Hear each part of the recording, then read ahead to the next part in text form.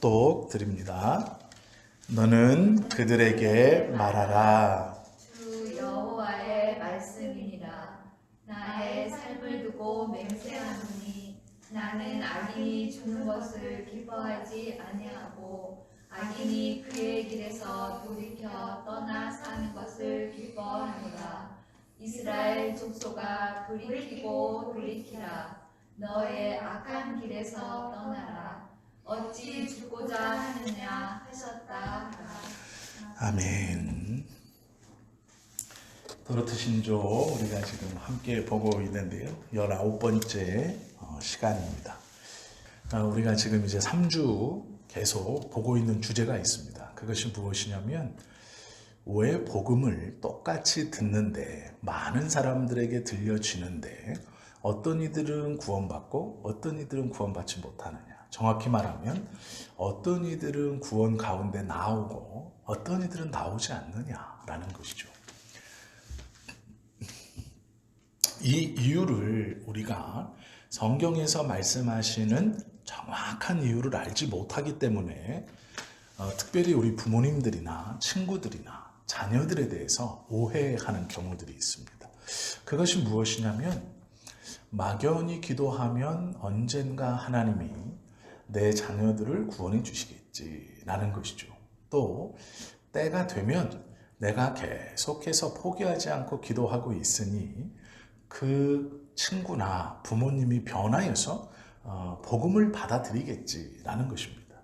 우리는 그러한 생각들을 가지고 있고 또 그 생각을 의심 없이 품고 기도하는 것이 믿음이다. 그렇게 배웠고 또 그것을 믿음으로 받았기 때문에 그렇게 실천하고 있습니다. 그러나 왜 사람들이 믿음을, 즉 복음을 받아들이지 않을까에 대한 문제는 아주 오래전에서부터 믿는 사람들이 논의해왔던 그리고 궁금해왔던 그러한 주제입니다. 오늘 특별히 도르트 신조 강해 19번째 시간에서는 성경에서 말씀하시는 그 이유 첫 번째에 대해서 함께 보려고 합니다. 복음으로 부르심을 받는다라는 것은 그 복음 안에서 하나님의 부르심은 진실되다라는 것입니다. 우리들은 모든 사람이 하나님의 부르심을 받으면 기쁨으로 진정으로 하나님께 나올 것이다 이렇게 생각합니다. 즉 복음이 선언되어지고 그 복음이 하나님의 뜻이라면 그 복음을 듣는 모든 사람들이 하나님께 나올 것이다 이렇게 믿어요. 왜 그러냐면 나는 그랬으니까 라는 것이죠. 나는 그 복음이 들려졌을 때 이것이 하나님의 구원 계획이라는 것을 인정했고 큰 저항이나 어려움이 중간에 있었을지 모르지만 결국 그 복음을 받아들이고 하나님 앞에 나왔습니다. 그렇다면 하나님의 작정 가운데 있는 모든 사람들에게 이 복음이 딱 선언되어졌을 때 이 복음이 진지한 부르심이라면 모두 다 나아올 것 같습니다. 우리는 그렇게 믿는 성향이 있습니다. 그러나 현실을 보면 그렇지 않죠.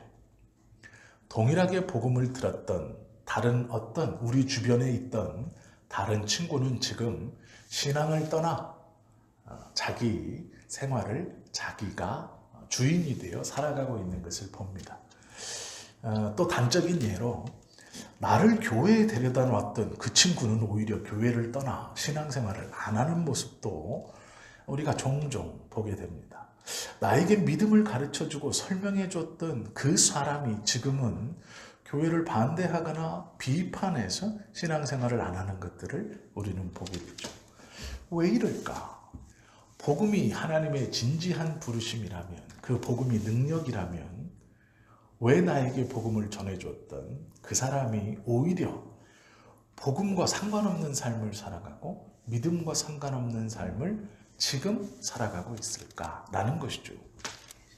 구항은 그렇게 된 것은 복음이 어떤 부족함이 있어서가 아니라 그 사람에게 책임이 있다.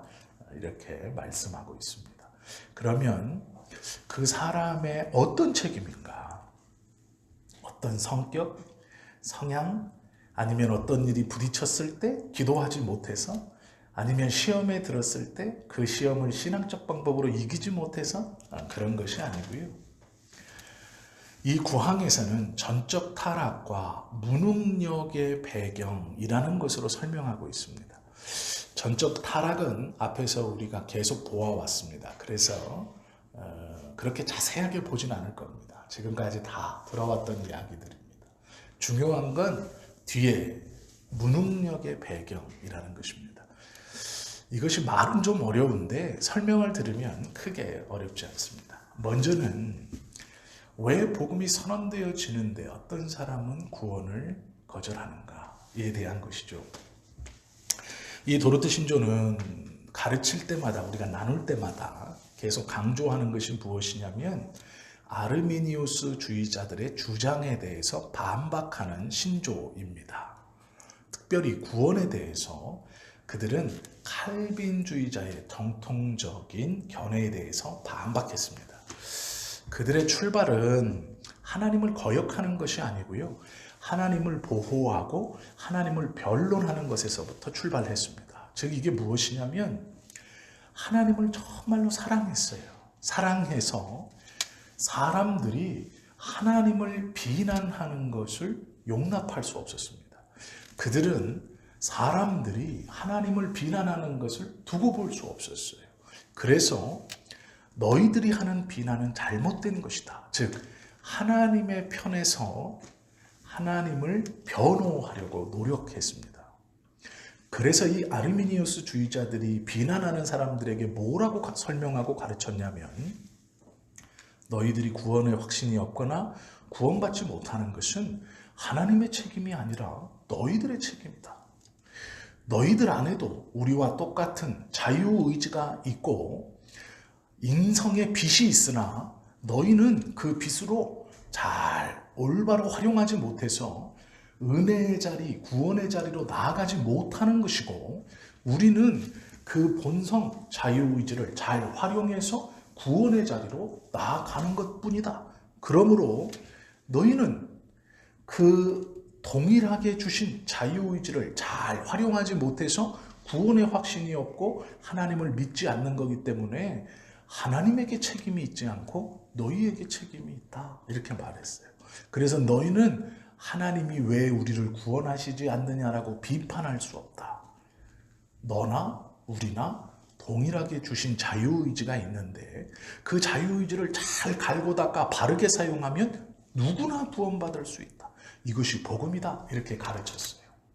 이것은 하나님을 사랑해서 사람들에게, 하나님을 비판하는 사람들에게 하나님을 변호하려고 한 거예요. 그런데 문제는 이 변호 자체가 잘못됐습니다. 칼빈은 동일하게 말해요. 구원받지 못함의 책임은 너희들에게 있다. 이렇게 말해요.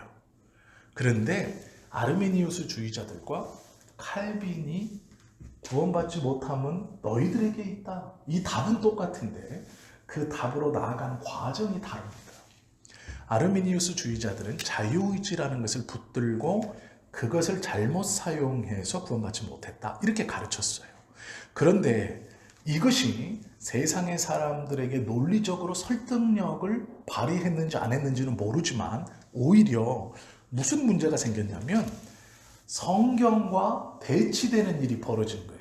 즉 이들은 하나님을 열심으로 변호하려고 계속해서 노력했고 그것의 논리를 집어넣어서 합리적으로 변호하려고 했습니다. 그래서 하나님을 비난하는 사람들로부터 하나님을 지키려고 했어요.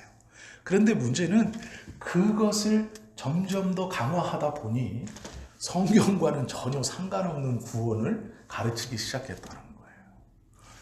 마음은 하나님을 사랑해서 출발했습니다. 누구와 비슷합니까? 바울과 비슷해요. 바울은 하나님을 사랑했습니다. 그래서 예수 믿는 사람들이 하나님의 뜻을 곡해하고 왜곡해서 참남되게 말하는 저 인간 예수가 하나님의 아들이고 저 인간 예수를 믿어야 하나님이 우리에게 주신 구원이 이루어진다라고 하는 것을 받아들일 수 없었죠. 그래서 하나님을 모독하는 자들을 잡아넣으려고 했습니다. 왜요? 하나님을 사랑해서 그래요. 아르미니우스 주의자들도 처음에 출발은 하나님을 사랑해서였습니다. 그러나 시간이 조금씩 지나면서 아르미니우스가 아니라 아르미니우스 주의가 되면서 성경과 대척이 일어난 거예요. 성경에서 말씀하시는 구원과 전혀 다른 구원을 어느샌가부터 주장했고 그것이 하나님의 뜻이다. 우리가 옳다. 너희가 바뀌어야 된다. 이렇게 말하고 있었던 것입니다. 여기서 이제 등장하는 것이 내적 부르심, 외적 부르심이라는 거예요. 외적 부르심은 모든 사람에게 들려지는 복음입니다. 즉 교회 밖에서 우리가 이제 주 예수를 믿으라 그리하면 너와 내 집이 구원을 얻으리라 라고 말하기도 하고 예수 천당 불신 지옥이라고 외치기도 하고 또 전도 용품을 나눠주면서 내 교회에서 나왔습니다 그러면 이미 사람들이 알아요. 왜 나왔을까요? 예수 믿으라고 나오는 거예요. 이미 대부분의 사람들은 교회에서 전도나 전도 용품을 나눠주면 이걸 왜 나눠주는지를 알고 있습니다. 예수 믿고 천국 가라고 나눠준다라고 알고 있어요. 이것이 외적 부르심이에요. 누구에게나 다 들려지는 부르심입니다. 그리고 이 외적 부르심은 목회자의 설교도 외적 부르심일 수 있어요. 새신자 전도축제나 총동원 전도주일 같은 걸 교회에서 해서 복음을 듣지 못한 사람들을 앉혀놓고 믿음에 상관없이 하나님께서 예수님을 통해 베풀어 놓으시는 구원에 대해서 목회자가 잘 설명하고 구원에 초청을 하면 그것이 외적 부르심이에요. 즉 밖에서 안으로 들리는 소리, 다른 어떤 누군가나 어떤 사람이나 어떤 단체가 자신에게 들려주는 복음, 이것이 외적 부르심입니다. 문제는 내적 부르심이 문제예요. 내적 부르심은 누가 작정해서 부르시는 걸까요? 하나님의 기뻐하시는 뜻에 따라 성령께서 그 선택하시는 사람들에게 일으키시는 것이 내적 부르심이에요. 세상의 많은 사람들, 모든 사람들에게 우리가 복음을 전한다 했을 때 어떤 것에 순종하는 걸까요? 외적 부르심에 순종하는 거예요. 그들에게 들려지게 하는 것. 이것이 외적 부르심이죠. 그러나 그들이 이 외적 부르심에 반응하여서 하나님을 자신의 구주로 받아들이는 것은 어떤 부르심이 있어야 가능한 거예요? 내적 부르심이 일어날 때 가능한 거예요. 그래서 우리는 누가 하나님의 내적 부르심이 일어나는가를 알지 못하기 때문에 모든 이에게 외적 부르심을 전하는 겁니다. 그것이 우리의 전도이고 복음을 전함이고 선교 사역이고 우리는 그것을 사명이라고 부르죠. 그런데 이제 이렇게 생각한 거예요. 아르미니우스 주의자들은 그래, 구원은 외적인 부르심과 내적인 부르심이 함께 있어야 하는데 하나님은 어떤 사람에게는 내적 부르심을 주시고 어떤 사람에게는 내적 부르심을 주지 않으셔서 어떤 사람은 이미 창세전에 구원받지 못하도록 정해놓으셨다면 너희들이 가르치고 믿었던 대로 하나님이 이 내적 부르심을 이미 누구에게는 주고 누구에게는 안 주는 것으로 정해놓으셨다면 이 주시지 않은 사람들이 즉 내적 부르심을 허용하지 않은 사람들에게 하나님이 주지 않고 왜 믿지 않느냐? 너는 죄인이다. 지옥 가라. 하는 건 불공평하다라는 거예요. 그리고 이것을 조금 더 쉽게 어떻게 설명하냐면 하나님은 정의롭고 공의로운 분이기 때문에 주시지 않은 것, 즉 내적 부르심을 주시지 않아서 구원 가운데 나아가지 못하는 사람, 즉 회개하고 자기가 죄인임을 깨닫지 못하는 사람에게 하나님이 징계하지 않는다. 정확히 말하면 징계하실 수 없다. 왜? 이 사람들은 처음부터 가능성이 없었어요. 즉 뭔지도 모른다는 거예요. 주지 않고 왜 없냐라고 징계할 수 없다. 이게 하나님의 공의이고 정의이다. 이렇게 말하는 거예요. 그래서 너희들의 가르침은 틀렸다. 즉, 이 내적 부르심은 성령께서 어떻게 막 역사하셔가지고 막 이렇게 하는 게 아니라 하나님이 어떻게 해서 믿게 하시는 게 아니라 자유의지로 선택하는 것이다. 그래서 우리는 외적 부르심을 힘쓰면 내적 부르심은 자기가 자유의지로 그것을 붙들어 천국, 안 붙들면 지옥. 그렇기 때문에 이 부르심에 대한 것은 사람에게 책임이 있다. 이렇게 가르쳤어요. 굉장히 논리적이죠. 이게 맞는 얘기 같습니다. 이것에서 조금 더 나오면요. 이게 아르미니우스 주의자들의 100%라면 여기서 한 40%를 60%는 버리고 40%를 탁 떼다가 반죽을 착착착착 해가지고 짠 하고 나온 게 웨슬리안입니다. 즉 성결교나 감리교에서 주장하는 구원이에요. 하나님이 손을 내밀면 인간의 자유의지로 그 손을 잡아야 구원받는다. 이렇게 말하는 거예요. 이게 요 아르미니우스 주의자들의 100%에서 한 40%만 떼어서 반죽을 새로 해서 내놓은 거예요. 이해가 되시죠?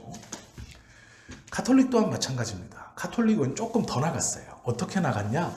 20%만 떼었어요. 여기서의 이건 20%만 떼고 나머지를 어떻게 채웠냐? 덕을 쌓고 기도하고 봉사하면 점수가 올라가요. 구원을 받을 수 있는 어떤 점수. 그게 촥촥촥촥 올라가서 이 부르심과 여기서 뗀 20%와 자기가 살면서 행했던 어떤 봉사, 구제, 선교 뭐 이런 것들이 점수화가 되어서 구원받을 때 1점, 80점 점수 이상 맞아야 구원받는데 이것을 부족하게 하기 때문에 이 구원받기에 충분한 덕을 쌓은 성인들의 남은 덕을 가져다가 내 부족한 덕을 합쳐서 구원받는다. 이게 이제 카톨릭이에요.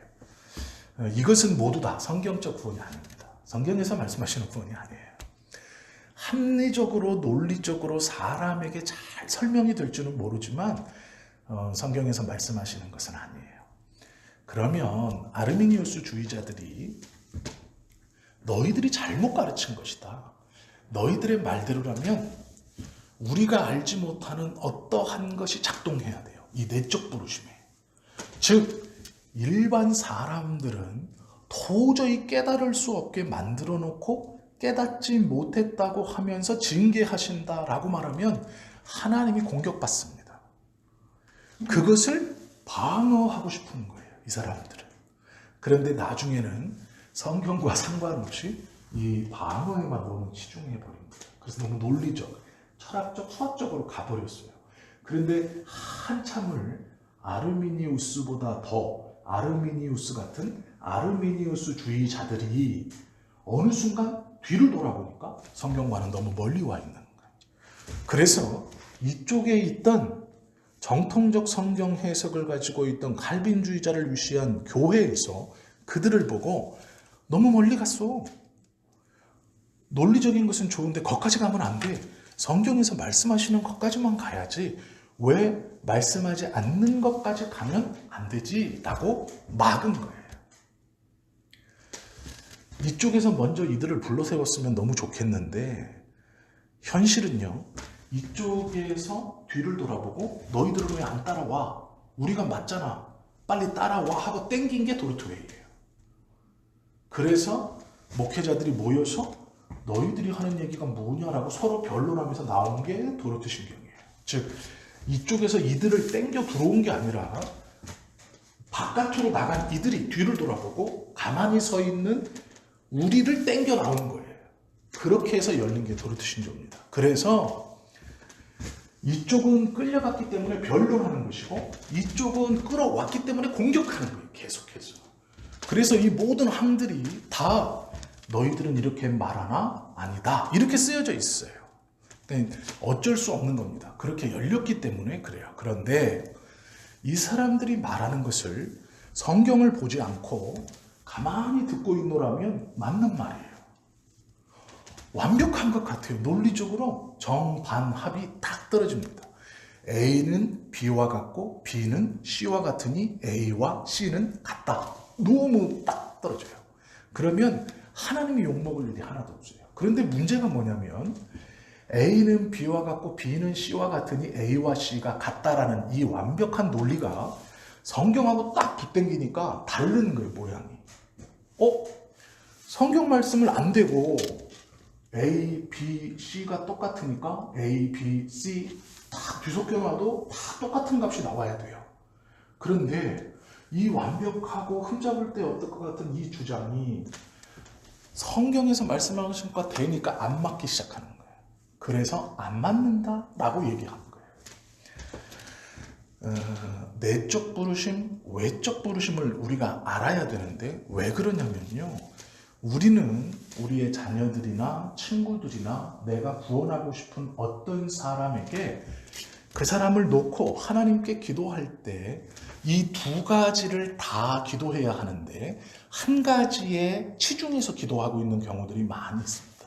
즉 어느 것이냐면 우리 아들이 옛날에는 교회를 다녔는데 하나님 우리 아들이 외적 부르심은 잘 아니까 내적 부르심으로 하나님 불러주세요. 이렇게 기도하는 경우가 있고 또 반대로 우리 아버지가 한 번만 교회에 와서 외적 부르심을 좀 제대로 듣고 그 다음에 이제 내적 부르심에 대해서 기도하려고 하시는 이런 분들이 있죠. 그러니까 기도라는 것을 어떻게 해야 되는가, 구원에 관해서 우리가 어떻게 기도해야 되는가에 대해서 모른다는 거예요.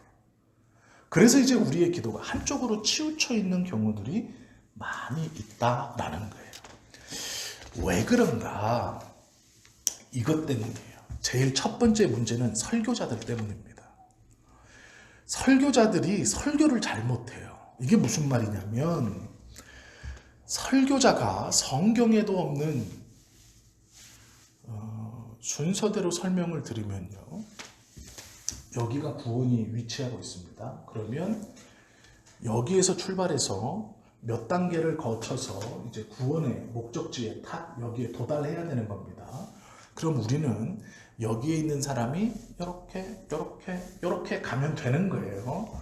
그러면 이제 우리는 여기서 출발할 때 성경은 요 출발할 수 있는 추진력, 한 칸을 딱 뛸 수 있는 추진력이 요 딱 뛰는 게 뭐라고 가르쳤냐면 네가 죄인이다. 그걸 인정해라. 이렇게 출발하는 거예요. 즉 너는 죄인이다. 아, 내가 죄인이구나. 이걸 인정할 때 구원을 향해서 한 걸음 딱 뛸 수 있어요.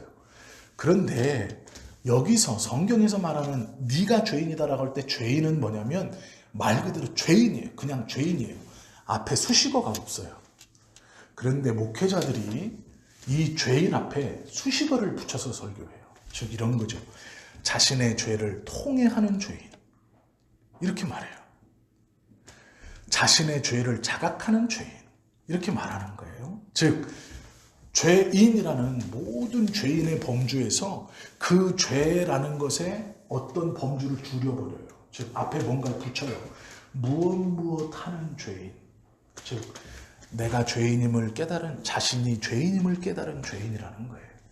자신의 죄가 무엇인지 알게 된 죄인, 죄의 두려움을 보게 된 죄인, 죄의 결과를 알게 된 죄인, 즉 죄인 앞에 수식어를 붙여요.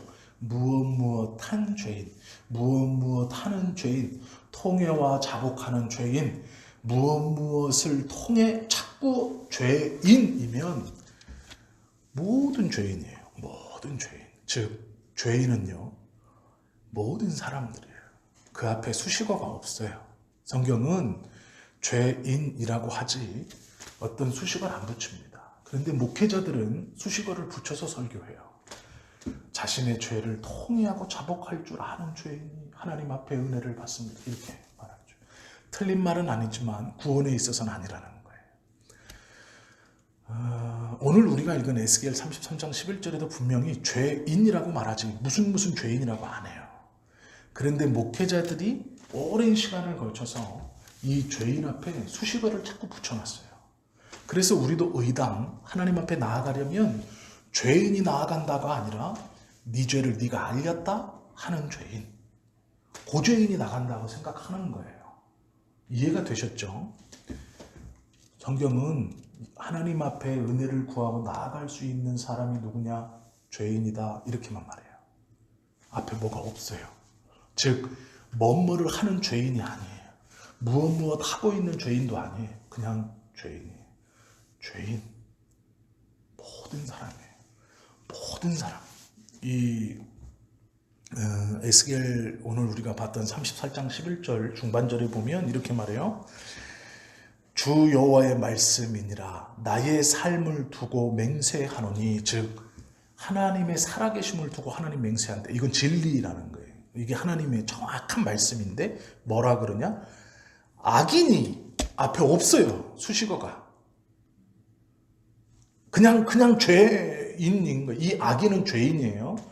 악인이 즉 나쁜 놈이 죽는 것을 기뻐하지 아니하고 악인이 그의 길에서 돌이켜 떠나 사는 것을 기뻐한다.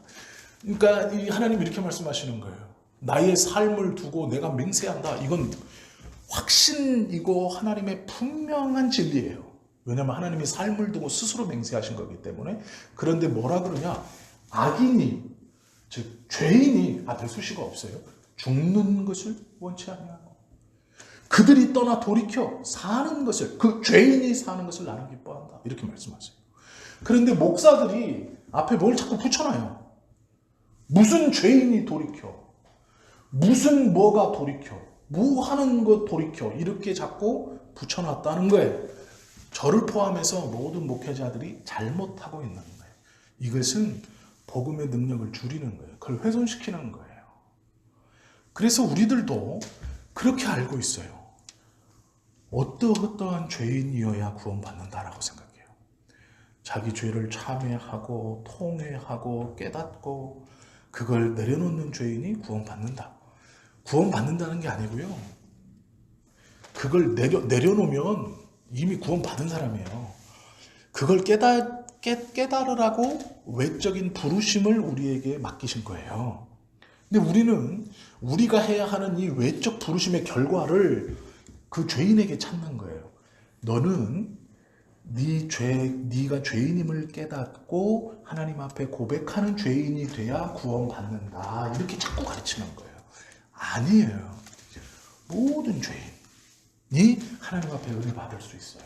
그러므로 우리는 이 외적인 부르심을 여전히 전하고 잘 감당해야 돼요. 그래서 때를 얻든지 못 얻든지 누구에게나 이 외적 부르심의 사명을 우리가 감당함으로 그들에게 계속 외적 부르심을 가르쳐야 하고 전해야 되는 거예요. 그러면 그 죄인이 돌아와 살아나는 것을 하나님 기뻐하시는 거예요. 근데 우리는 우리가 해야 하는 외적 부르심을 하지 않은 채 기도한다고 있는 거예요. 하나님, 저가 어렸을 때는 교회 다녔는데 지금은 이상한데 변화시켜 주셔서 하나님, 기도는 하나님께 하지만 왜 자꾸 변화를 얘가 변화돼서 이렇게 돼야 된다고 생각하시는지를 모르겠어요. 그렇게 될 수 없어요. 사람은. 우리는 그런 능력이 없거든요. 이 말이 무슨 말이냐면요. 기도 응답은 하나님이 주시는 거예요. 우리에게. 그런데 우리는 기도 응답을 어떻게 받으려고 하냐면 이렇게 받으려고 그래요. 하나님 앞에 예수님의 이름으로 기도합니다. 이거 100점. 맞아요. 맞는데 기도 내용이 틀려요. 왜 그러느냐. 하나님 역사하셔서 하나님께서 저 영혼을 구원시켜 주십시오라고 기도하는 건 100점이에요. 그런데 우리의 기도는 뭐냐? 어떻게 기도하냐? 하나님, 내 아들을 변화시켜서 내 아들이 이렇게 오게 해주세요. 내가 지금 하나님 앞에 기도하고 하나님이 나에게 응답 주셔야 되는데 나는 하나님께 기도하는 건 맞지만 내 아들이 변화돼야 돼. 즉 응답이 얘한테서 와야 돼. 나한테. 하나님, 내 아들이 변화돼서 내 아들이 나 속 안 썩이게 해주세요. 내가 하나님한테 기도하고 하나님 나한테 응답을 주셔야 내가 기도하는 게 맞는 것인데 기도는 하나님한테 하는데 응답은 얘한테 와야 돼요. 하나님, 얘를 변화시켜서 얘가 내 속을 안 썩이게 해주세요. 얘를 변화시켜서 얘가 교회 나오게 해주세요. 얘를 변화시켜서 뭐가 되게 해주세요. 얘는 기도하지도 않는데 얘는 관심도 없어요. 기도 응답이 되겠습니까? 안 되는 거예요. 내가 하나님께 기도하고 하나님이 나한테 응답하시려면 얘를 빼야 돼요. 중간에. 얘를 변화시켜서 왜 기도 응답을 얘한테 받으려고 그래요. 그거는 이거하고 똑같아요. 자, 한양간 우리 서방님 이렇게 정한숙도 놓고 한양간 우리 서방님 시험 잘 보고 무사히 호랑이 안 만나고 산적 안 만나고 잘 돌아오게 해주세요. 그러면은 내가 지금 천지신명께 빌고 있지만 누가 돌아와야 돼요? 우리 서방이 장원급제도 하고 산적도 안 만나고 호랑이도 안 만나고 잘 돌아와야 돼. 즉 내가 기도하는 것을 여기다 기도하지만 응답은 누가 줘야 돼요? 얘가 줘야 돼요. 얘가 무사히 와야 응답이야. 이해가 되셨죠? 하나님은 그렇지 않다고요.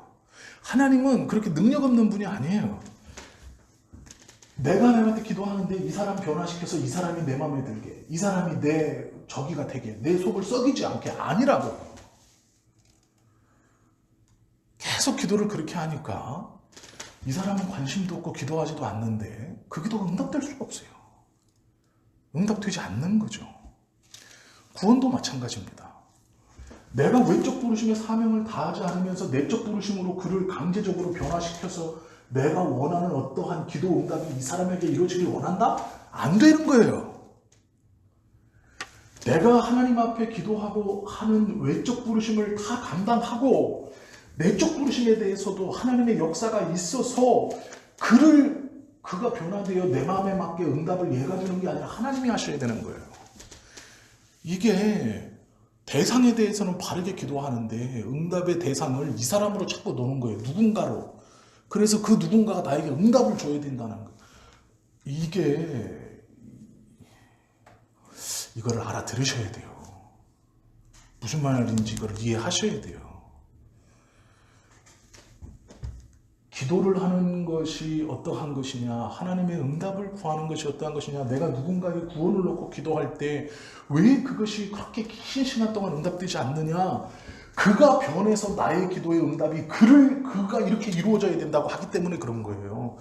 그는 같이 기도하지 않잖아요. 그러면 나는 하나님께 기도하기 때문에 그 응답이 하나님에게서 나에게로 와야 되는 거예요. 그에게로 가서 그가 이렇게 나에게 주는 게 아니란 말이에요. 이렇게 받는 게 정상이에요. 이렇게 기도했으면 이렇게 받아야죠. 이렇게 기도했는데 이렇게 가서 얘가 나한테 응답 준다고 하면 안 되는 거예요.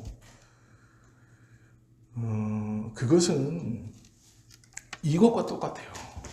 하나님이 죄인이라고만 말씀하시면서 모든 이가 하나님의 은혜를 받을 수 있다라고 하나님은 그렇게 말씀하셨는데 우리가 앞에 뭘 자꾸 붙여요. 뭘 자꾸 붙이는 거야. 그래서 무슨 죄인, 무슨 뭐 이렇게 자꾸 붙여놓는 거예요. 이게 목회자들이 큰 실수하는 거예요. 복음을 정말 축소시켜놓고 복음의 능력과 범위를 막 줄여놓은 거예요. 그러면서 우리의 교회만 복음이 있는, 나의 어떤 설교에만 복음이 있는, 진짜 변화되는 성도는 무엇인가, 무슨 죄인, 뭐가 있어야 돼. 그래야 꼭 구원은 그렇게 이루어지는 것이 아닙니다. 구원은 하나님의 주권적 은혜예요. 우리는 그 구원에 대해서 다 알지 못해요. 이것은 하나님의 신비입니다. 우리는 알고 있는 것만 알면 돼요. 그것을 파헤치려고 하면 안 돼요. 알려주시지도 않지만 알고 있는 것은 무엇이냐? 악인이 죽는 것을 하나님 기뻐하지 않으신 거 우리가 분명히 알아요. 악인이 돌이켜 다시 사는 것, 하나님 품으로 돌아오는 것, 그것을 하나님 기뻐하시는 우리는 분명히 알아요. 그러면 그것이기 때문에 우리에게 내가 무엇을 하는가를 찾으면 되는 거예요. 성경에서. 에스겔 33장 11절의 말씀을 잘 보세요. 나의 삶을 두고 맹세하노니 나는 악인이 죽는 것을 기뻐하지 아니한다. 오히려 그들이 돌이켜 사는 것을 내가 기뻐한다. 이게 하나님 마음이에요. 그런데요, 우리가 이제 또 착각하는 한 가지가 있어요. 그게 뭐냐면, 그러면 내가 구원받았는가? 우리는 다 구원받았습니다. 이건 의심할 필요가 없어요. 그런데 다른 사람에 대해서 우리가 생각할 때, 자, 나는 아니에요. 즉 이제 본인들 스스로는 아니고 우리가 나는 구원받았다는 것을 알고 다른 일을 볼 때, 다른 내 옆에 있는 사람 볼 때 잘못 생각하는 게 있어요. 그게 뭐냐면요, 베드로와 요한과 야고보, 바돌로메는 하나님의 능력을 받았어요. 예수님의 제자들입니다. 초대교회를 움직였던 믿음의 사람들이에요. 이들은 예수님이 살아계실 때 어떠한 일을 경험했냐면, 예수님이 둘씩 짝져서 내 이름으로 귀신도 쫓고 병도 고쳐라. 이들이, 제자들이 둘씩 짝을 지어 근처 동네로 흩어져서 예수님의 말씀처럼 예수님의 이름으로 명령하자 귀신이 떠나가고, 예수님의 이름으로 안수하자 병이 고쳐졌어요. 그래서 예수님께 돌아와서 너무 기뻤습니다. 그런데 놀라운 것은요, 가룟 유다도 그 능력을 받았었다는 거예요. 유다도 동일하게 2명 중에 1명이 되어서 근 동네로 나갔고 거기서 예수님의 이름으로 병도 고치고 예수님의 이름으로 귀신도 쫓았어요. 유다도 그랬습니다. 그런데 유다가 구원받느냐? 아니에요. 예수님께서 차라리 나지 아니하였으면 좋을 뻔하였다라고 안타까워하셨어요. 구원받은 사람에게 그렇게 안타까워하셨을까요? 아니죠. 아니에요. 그러나 유다도 쓰임을 받아요. 그 능력을 발휘해요. 예수님의 이름으로 병도 고치고 예수님의 이름으로 귀신도 쫓고. 우리는 어떤 이에게 하나님의 능력이 나타나면 그가 하나님의 종이라고 생각하고 그가 하나님의 부르심이라고, 그가 구원받았다고 확신해요. 그래서 그를 막 쫓아가요. 아닙니다. 아니에요. 능력과 기적이 그의 구원을 보증해 주지 못해요. 그의 어떠함이 그의 구원이나 그의 부르심에 대한 보증이 될 수 없어요. 어떤 것도. 근데 우리는 그런 성향이 강해요. 기도응답이 잘 이루어진대, 예언을 잘한대, 쫓아가는 거죠. 저 사람의 구원은 확실하지. 나는 잘 모르니까 저 사람만 따라가야지. 아니라고요. 우리가 오로지 붙들어야 할 것은 하나님의 말씀이에요. 구원에 있어서 하나님의 말씀 외에, 약속 외에 어떠한 사람도 그거에 대한 보증이 될 수 없습니다. 이것을 좀 바로 잡아야 되고요. 구항은 분명히 이 부르심을 거부하는 것에 대해서는 사람에게 있다, 그 잘못이, 이렇게 말씀하시는데요. 그러면서 이제 우리가 앞에서 보았던 마태복음 13장의 말씀을 해요. 이 4가지 밭에 대한 이야기인데요. 옥토는 얘기하지 않으세요. 3가지만 얘기하세요. 복음이 왜 사람들에게 거부되어지는가를 말씀하시는데요. 첫 번째, 지식으로만 영접하는 사람들이에요. 이 사람들이 교회 밖에 있는 사람들이 아니에요. 교회 안에 있어요. 교회 안에 와서 예배하고 매주 설교를 들어요. 그러나 집에 가면 잊어버리는 사람들. 지식으로만 이 복음을 받아들였기 때문에 그래요. 그래서 교회에 있을 때는 예배도 하고 하나님의 말씀을 듣지만 집에 가면, 즉 교회 밖을 떠나면 이것을 잊어버리는 사람들, 즉 지식으로만 복음을 붙들고 있어서 아무런 감동도, 자신의 삶에서 복음에 의한 방식으로 사는 것이 전혀 없는 거예요. 이것이 지식으로만 알기 때문에 복음을 거절한다라고 말씀하시는 거예요. 우리가 생각할 때는 복음을 거절하는 사람들이 교회에 들어오지도 않고 교회 밖에 있는 사람들일 거라고 생각하지만 그렇지 않다는 거예요. 교회 안에 있지만, 예배를 드리지만 지식으로만 복음을 알고 그것을 받아들였기 때문에 그들은 그 말씀으로 인한 감동이나 그 감사나 아무런 삶의 영향이 없는 거예요. 이들은 그냥 우리가 지금 말하는 썬데이 크리스천, 주일에만 교인인 사람들이죠. 두 번째는요, 받아들여요. 진실로 감동해요. 그런데 그 감동이 길지 않아요. 돌밭이에요. 이게 뭔 말이냐면 예수 그리스도의 복음이 선언됐을 때 이들은 감격합니다. 그리고 막 그걸 받아들여요. 그리고 막 감사하면서 기도하고 열심을 내어서 봉사도 하고 선교도 하고 교회 일에 적극적이에요. 그런데 문제는 이 감동이 없는 게 아니에요. 그래서 원래 믿었던 사람들을 당황시켜요. 아유, 저렇게 열심히 할 수 있을까? 아유, 저렇게 헌신할 수 있을까? 저렇게 뜨겁게 기도할 수 있을까? 저렇게 막 눈물을 흘리면서 가슴을 치면서 저렇게 회개하고 저럴 수 있을까? 먼저 믿은 사람들을 부끄럽게 하고 우리들에게 도전을 줘요. 그런데 문제는 뭐냐면 길지 않아요. 이들의 감동과 이들의 감사는 빨리 끌어오는 것처럼 빨리 식어버려요. 오래가지 못하기 때문에 이 복음이 삶에 뿌리내지 못하는 거예요. 그냥 감동했다. 이게 감정적 신앙인들의 특징입니다. 확 했다가 훅 떨어져 버리는 거예요. 잘 될 때는요, 잘 믿어요. 조금만 고난이 오면 탁 떨어지는 거예요. 저는 개인적으로 참 감사한 것은 코로나가 그것을 보여줬다라고 생각합니다. 우리 저기 빨간색 이렇게 돌돌돌 많은 차양하신 분이 장로님이시더라고요. 근데 그분이 그러셨어요. 자기 일산의 어떤 교회인데 1000명이었는데 200명 됐다고 그러시더라고요. 이 돌박 같은 신앙인이죠.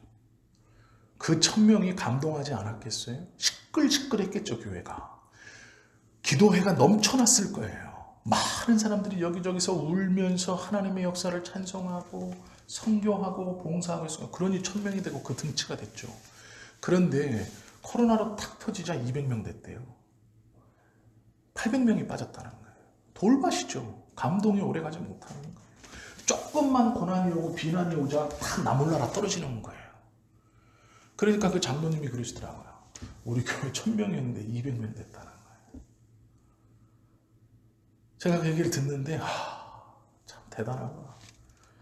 그런데 이러한 시간이 필요하다고 생각해요.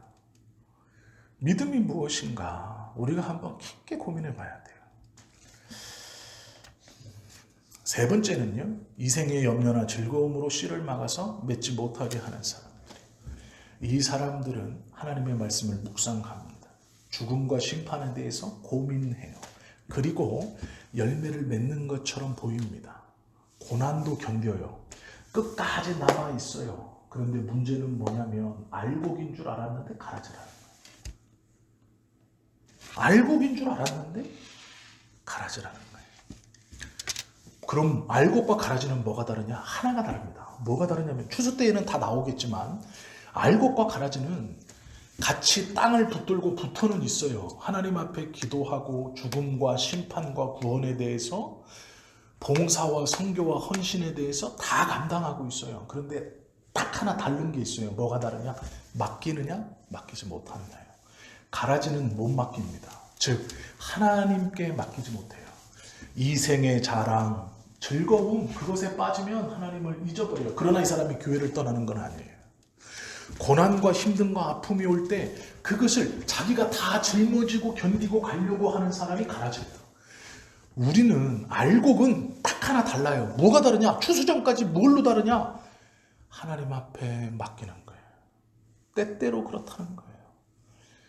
힘들고 어려움이 나를 꽉 짓누를 때 하나님의 교회에 와서 주의 이름을 부르며 기도하고 찬송하면서 하나님께 맡깁니다.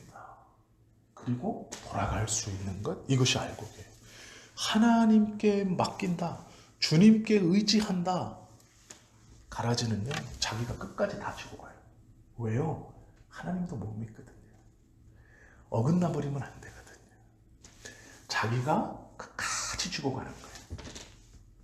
알곡은 맡길 줄 아는 사람이에요. 맡기고 기다릴 줄 알아요.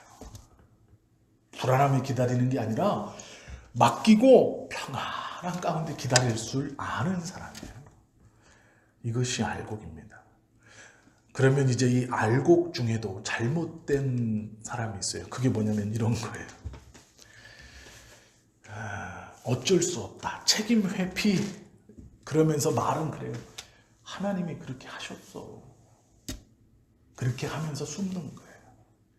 자기가 감당하지 못한 것이나 자기가 하지 않은 것, 노력하지 않은 것을 하나님이 그렇게 하셨어. 그러면서 숨는 거예요. 자기 책임을 싹 회피하는 거예요.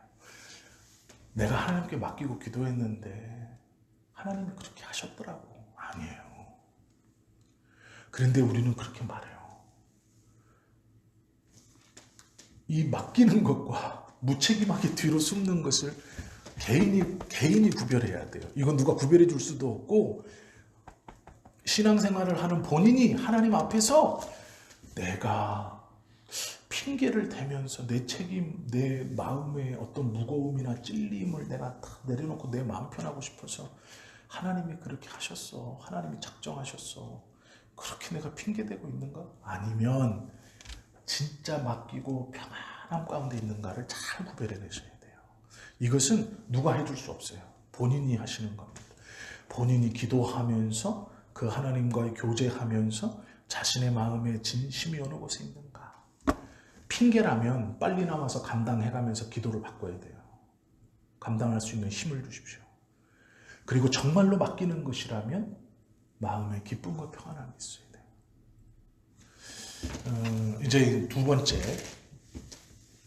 앞에 거는 끝났고요. 두 번째 거를 설명할 텐데 이제 이건 짧게 설명을 드릴게요. 어차피 뒤에 계속 나올 것이고 우리가 또 모르는 얘기가 아니에요. 성경에서는요, 두 가지 무능력, 그 죄인을 말할 때 두 가지 무능력을 얘기합니다. 첫 번째는 자연적 무능력이고 또 하나는 도덕적 무능력이에요. 자연적 무능력은 이겁니다. 예를 들어 이런 거예요. 나이가 많아서 눈이 보이지 않는다. 이게 자연적 무능력이에요. 예를 든 겁니다. 교회에서 이제 어떤 일을 하는데 내가 20살, 30살이 아니에요.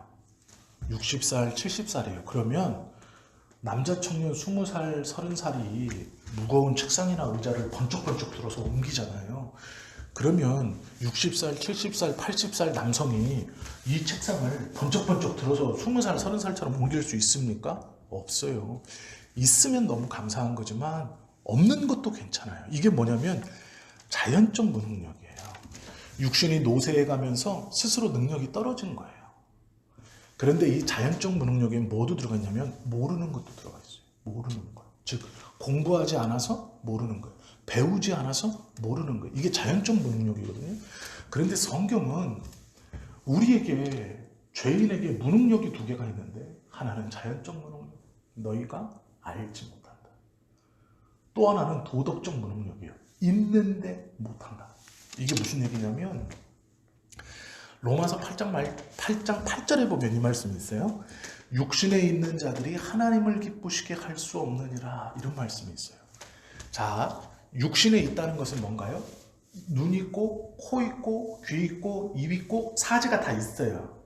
자연적 무능력이 아니에요. 다 있다는 얘기예요. 육신이 다 있어요. 기능을 하고 있어요. 그런데 뭐라고 말씀하시냐면 육신에 있는 자들은 하나님을 기쁘시게 하지 못한다. 내가 없어서 하나님을 기쁘시게 하지 못하는 게 아니라 있는데 못한다는 거예요. 이게 도덕적 무능력이에요. 즉 입이 있는데 말을 하지 못하고 눈이 있는데 보지 못해요. 뭘 말하지 못하고 뭘 보지 못하고 뭘 듣지 못하고 뭘 냄새 맡아 느끼지 못할까요? 하나님에 대해서예요. 즉 자연적 무능력, 하나님의 말씀을 배우지 못했고 하나님의 복음이 무엇인지 깨닫지 못했고 알지 못하는 무능력이 우리에게 있대요. 그것 때문에 구원의 하나님께 나아갈 수 없고 또 하나는 알고 있어요. 복음을 들었어요. 그런데 눈도 있고 코도 있고 입도 있고 귀도 있는데 눈이 하나님의 영광을 보지 못하고 코는 하나님을 느끼지 못하고 입은 하나님을 찬양하지 않고 귀로 하나님의 말씀을 듣지 않는 이 도덕적 무능력이 우리에게 있다는 거예요. 즉 우리는 이 두 가지의 무능력이 함께 있는 거예요. 그래서 어떠한 것으로도 스스로 하나님께 나아갈 수 있는 조건이 안 된다라는 거예요. 그게 성경에서 사람에게 가르치시는 두 가지 하나님께 나올 수 없는 죄로 인하여 가지고 태어나는 두 가지의 무능력이에요. 자연적 무능력과 도덕적 무능력. 이 두 가지를 가지고 태어나는데 그래서 죄의 결과로 이것을 가지고 태어나기에 사람은 스스로 하나님께 나아갈 수 없는데 어떤 이들은 자연적 무능력이 해결이 돼요. 그런데 나아가지 못해요. 왜? 도덕적 무능력이 여전히 막고 있기 때문이에요. 그러면 이 자연적 무능력과 도덕적 무능력이 왜 있는 것이냐? 죄의 결과예요.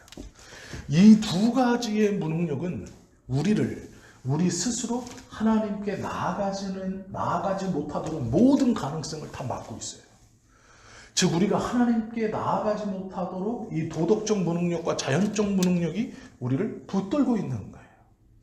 때로 어떤 사람은 자연적 무능력이 해결되지만 도덕적 무능력이 여전히 그 앞을 가로막고 있어서 하나님의 말씀을 알아도 하나님의 말씀을 배워도 그것을 지식적으로만 알고 그에 대한 감사와 은혜가 길지 않고 고난이 올 때 그것을 내어버리고 또한 가라지처럼 하나님께 맡기지 못하는 이 도덕적 무능력으로 하나님 앞에 온전히 나아갈 수 없다라고 성경이 가르치는 거예요. 우리가 단순히 죄인이라 그럴 때 아, 그렇지. 나는 아담의 후손이니까 죄인이지. 이런 가벼운 것이 아니에요.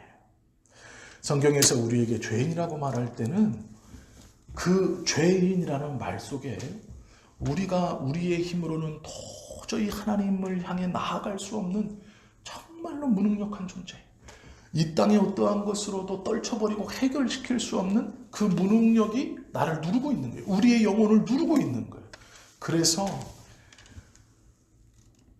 모든 설교자나 모든 성도들이나 하나님의 교회나 어떠한 선교단체를 통해 모든 이에게, 모든 죄인에게 들려지는 이 외적 부르심과 성령이 일으켜주시는 내적 부르심이 함께 있을 때에만 이 무능력을 극복하고 하나님 앞에 나아가 구원이 무엇인가를 알 수 있어요. 그렇기 때문에 그것을 나아가지 못하는 자는 하나님의 외적 부르심이 들리지 않았다? 핑계대지 못한다. 하나님의 내적 부르심이 나에게는 왜 일어나지 않는가? 핑계할 수 없다는 거예요. 자신이 스스로 꽉 쥐고 있는 이 자연적 무능력과 도덕적 무능력으로 하나님의 어떠함이 불어올 수 있는 모든 길을 막아버렸어요. 그래서 죄인이라고 말하는 거고, 죄의 결과가 사망인 것은 육신의 죽음만이 아니라 하나님께 나아가 생명으로 나아갈 수 없기 때문에 사망이라고 성경은 우리에게 가르쳐 주고 있는 거예요. 전적인 무능력이라는 것은 이 두 가지의 무능력을 뜻하는 거예요. 자연적 무능력과 도덕적 무능력이라는 것이에요. 사람은요, 본능적으로 이걸 싫어해요. 너는 무능력하다라는 걸 싫어하는 거예요. 내가 왜 무능력해? 내가 쓸모가 있고 내가 이것을 할 수 있는데 왜 나는 무능력하다고? 왜 성경은 나를 죄인이라고 말하는가? 그 기분 나쁜 거예요. 이걸 본능적으로 싫어해요. 죄인은 죄인이라고 불리는 걸 본능적으로 싫어합니다. 무능력한 자는요, 무능력한 자라고 불리는 걸 본능적으로 싫어해요. 이것이 우리들이에요. 성경은 그런 우리들에게 너는 무능력하다라고 말하는 거예요. 그럼 본능적으로 싫어하는 그것을 그렇습니다. 인정하는 것이 내 능력이겠냐고요? 아니죠. 그것은 하나님의 신비 가운데 우리 안에서 성령으로 인정하게 하시는 거예요. 본능이 싫어하는 것을 왜 나를 무능력하다고 그래? 왜 나를 죄인이라고 그래? 왜 내 스스로 할 수 없다고 그래? 그런데 성령께서 내 안에서 나는 할 수 없지. 나는 무능력하지. 나는 죄인이지. 그러니 예수님밖에 없지라고 만들어 주시기 때문에 구원이 하나님의 은혜와 뜻 안에 있다. 즉 우리는 할 수 없는 것을 한 사람들이에요. 그렇기 때문에 구원받았다라는 거예요. 그래서 구원을 의심할 필요가 없어요. 할 수 없는 것을 했기 때문에 할 수 없는 것을 했다는 것 자체가 성령이 내 안에서 내적 부르심으로 하나님의 그 기뻐하시는 뜻을 쫓아 내가 구원받았다는 반증이에요. 그게 증거입니다. 그러기에 우리는 단순히 내 고집과 내 생각으로 내 감정은 구원받았는지 안 받았는지 모르겠지만 구원받았다고 손들어야 천국 간다고 하니 오늘 죽어도 천국 갑니다. 들어야지. 그 따위 것이 아니라는 거예요. 그냥 그렇게 말하면 된다는 것이 아니라는 거예요. 왜 그런지를 알고 이것이 우리 안에 탁 들어와 있을 때 구원이 얼마나 확실한 것인가. 그렇기 때문에 바울이 세상의 어떠한 것으로도 나를 그리스도와의 이 관계에서 끊어낼 수 없다 고백한 거예요. 그 고백이 믿음이 좋은 바울, 부럽다가 아니에요. 우리도 동일한 고백과 그 구원 가운데 들어가 있는 것이죠. 그러기에 우리가 하나님께서 원하시는 이 놀라운 은혜를 하나하나 잘 익히고 배워서 깨닫고 그것을 그렇구나 나는 것 이것을 이제 잘 한다면 우리의 믿음이요 과거와는 비교될 수 없는 믿음이 되는 거예요. 누구에게 논리적으로 잘 설명해 주지 못하도 내 안에서 더욱더 단단해지는 하나님의 구원의 은혜에 대해서 어떤 사람의 가문이설이나 내 환경의 어떠함이 사단이 나를 다 건드려서 믿음에 대해 흔들림을 줄 때에 흔들리지 않는 거예요. 왜요? 나의 구원이 얼마만큼 확실한 것이고 어떤 것에서 어떻게 이루어졌다는 것을 우리가 이제 계속 단단하게 배워가는 거예요. 몰랐던 것을 조금씩 더 단단하게 해서 흔들리지 않는 신앙이 되는 거예요. 그러면 이런 큰 은혜를 받은 우리가 막 교만하게 살 것인가? 아니에요. 그때도 마가복음 9장 24절 말씀 기억해야 돼요. 이게 뭐냐면 주여 나의 믿음 없음을 도와주십시오 라는 기도예요. 이것이 진짜 은혜 받은 사람, 나의 무능력을 진실로 본 사람, 이 자연적 무능력과 도덕적 무능력의 무게를 알고 내 스스로는 할 수 없구나를 진짜로 본 사람은 계속해서 하나님 앞에 간구하게 되는 거예요. 나의 믿음 없음을 도와주십시오. 왜요? 내 스스로는 고백할 수 없는 것이기 때문에 성령님이 계속 나로 고백하게 하셔야 고백될 수 있는 것이기 때문에 성령이 내 안에서 계속 고백하게 하셔야 내 입술로 내가 겸손할 수 있기 때문에 그래요. 어느 순간이라도 우리는요 교만해질 수 있어요. 나 과거에 다 해봤어. 내가 안 해본 거 아니야. 다 알아. 아니요. 그게 아니라는 거예요. 자, 말씀 마치겠습니다. 바른 믿음이라는 것, 또 구원에 있어서 하나님이 우리에게 주신 것은 너무도 확실한 거예요. 그래서 이것은 절대로 흔들릴 수 없는 것입니다. 단순히 내 고집으로 나는 구원받았습니다. 그런 게 아니에요. 성경에서는 그렇게 쉽게 얘기하지 않아요. 우리에게 주어준 구원이 얼마나 단단한, 누구도 깰 수 없는, 누구도 흔들 수 없는 하나님께서 우리에게 하나님의 놀라운 비밀에 정말 작은 것을 보여주신 것이죠. 그러나 이것만으로도 나의 구원이 이렇게 확실하구나 우리는 알 수 있잖아요. 그러면 하나님께서 우리에게 더 큰 은혜를 주셔서 더 많은 것을 보여주시는 그날 심판대 앞에 가면 얼마만큼 큰 확신과 그 확신으로 인한 기쁨이 우리 안에 일어날 것인가, 그것은 상상할 수 없는 거예요. 하나님의 말씀을 깨달아도, 지금 보여주시는 것만 붙들고 깨달아도 우리의 기도가 바뀔 것이고 우리의 구원에 대해서 무릎을 탁 치고 흔들리지 않는 믿음으로 이 땅을 살아갈 수 있어요. 그러면 그 심판대 앞에서 하나님이 더 확실한 그 모든 것을 우리로 알게 하실 때 얼마나 기쁘겠어요. 얼마나 그 앞에서 찬송하지 않을 수 없고 감사하지 않을 수 없겠습니까? 이것은 하나님이 보여주시는 암이에요. 그것을 우리가 다 깨닫게 될 때 일어나는 진짜 기쁨이에요. 하나님의 말씀이 이해되고 깨달아져 내 안에 믿음으로 심기워질 때 일어나는 기쁨. 그것을 누리며 살아가는, 또 소망하는 저와 여러분 되시기를 예수님의 이름으로 축원합니다. 기도하겠습니다.